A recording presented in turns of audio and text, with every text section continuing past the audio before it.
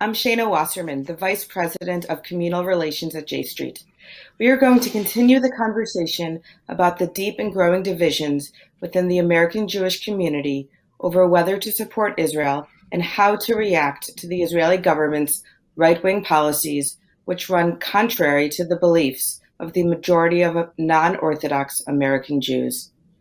We are so honored to be joined by the leaders of the Reform, Reconstructionist, and Conservative movements, who collectively represent the majority of the affiliated American Jewish community.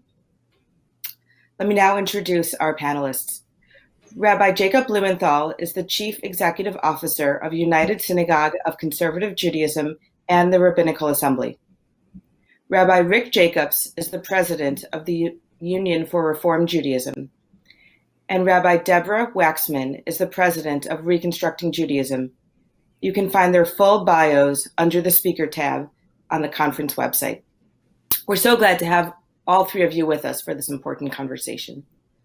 Let me jump right in with a question about how we move away from talking about Israel to actually engaging in the hard conversations.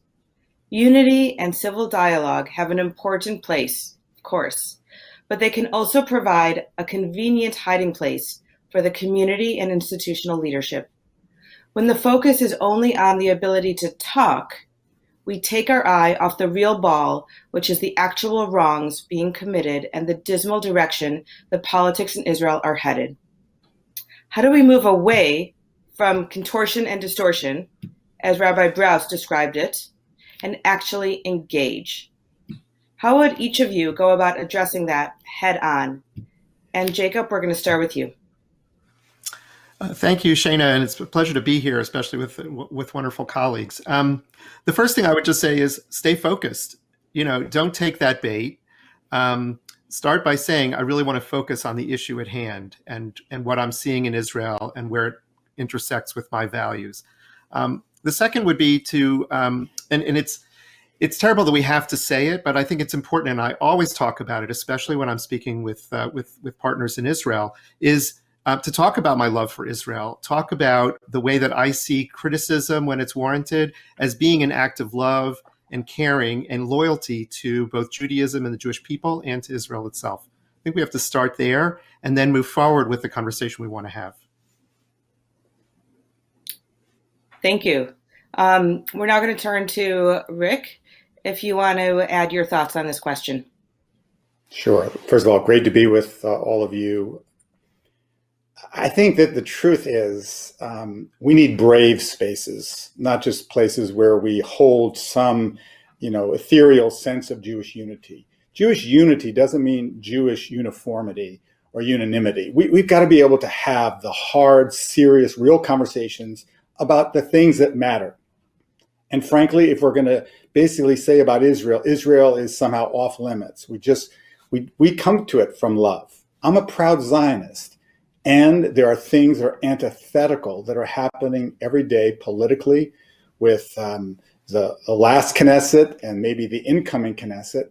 And if we're not a Jewish community of any integrity, if we can't actually call that out, but do it with respect. It's not ad hominem. It's not a personality question.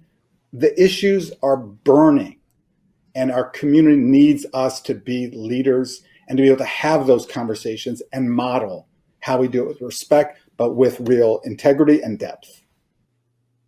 Wow. Thank you. I'm going to come back to some of what you said. The words in particular, integrity and modeling, I think are so important because you're not just talking about yourself. You're talking about, for each of you, leading an entire movement. So I want to come back to that. But first, Deborah, I would love to hear from you. Well, I want to build on the wise words of my esteemed and beloved colleagues. I'm so glad to be with all of you. And so just to add in to what Jacob and Rick have said, I want to offer up the paradigm of covenantal conversation, not the hiding that you were talking about, Shaina, but the idea that we are in relationship with each other, that when we are in relationship with each other, the divine is present as well.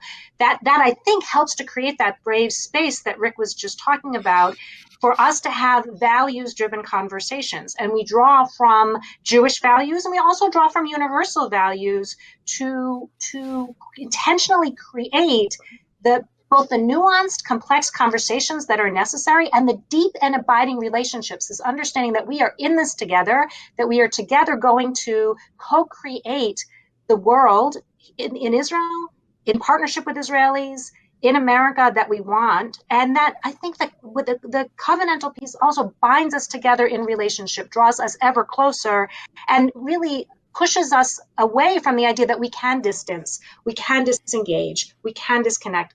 The stakes are too high. We have to, if we take this concept seriously, we have to put in the time, put in the heart, put in the energy to make this work somehow. Wow. Thank you. All three of you laid out a really clear vision for leadership, for a leadership that I think is prophetic and that is values based. And yet at the same time, all three of these movements, denominations, are as diverse. Your community, your population is as diverse as the entirety of American Jewry, right? Not everybody is a Democrat, right? Not everybody is progressive on Israel. So I'd love to think through, how do you actualize some of these ideas of integrity, of covenantal relationships, of being values driven, when you know that not everybody is in the same place when it comes to Israel? I don't know if Rick, you would like to start. So first of all, I think that what we need is be able to have our rabbinic prophetic voices, because there are things that must be called out. Otherwise, we lose our, not only authenticity, we lose our role. So for example, when kahanists are not just elected, but potentially welcomed into a coalition government, that should be a bright red line that is unthinkable to cross. When homophobes are spewing out hate in the name of Zionism, that should just call us out. When it is somehow thought by the mainstream Jewish community that to care about the dignity and well-being of Palestinians, somehow at the same time we of course care for the integrity and the safety and security and moral character of Israel and Israelis, how do we just sort of say, well, we can just overlook that? We have to have the courage of real convictions, and we are not going to find unanimity within our movements, within ourselves on certain days, but that is how we're going to also speak in a way that the next generation will say, that's something about my Jewish world that I can relate to. If we abdicate that prophetic role, I think we lose our way and we lose our very identity. So true. It's a big task. Jacob, what are your thoughts on this? So I hear myself nodding at everything that Rick is saying, and I also am anxious about the model of prophetic leadership. The fact is, other than Jonah, a very curmudgeonly prophet, no other prophet in the Bible, in the Tanakh, is successful at actually moving the needle in his own generation. The values are there, the righteousness is there, they're absolutely right, and yet they are not able to connect with the people. There's sort of an I-it relationship that the prophets end up having with the very people they're seeking to move. So I think the question really is, how do we move from a prophetic stance, which is so important, to one that actually invites conversation, engages, and creates real change?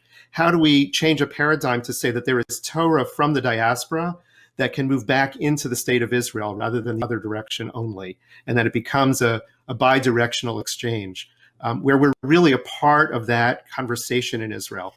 And I think that's a real challenge. I think we have partners that we can use to engage and begin that conversation, but I don't think we've really succeeded in that process yet. Thank you. Deborah, what are your thoughts?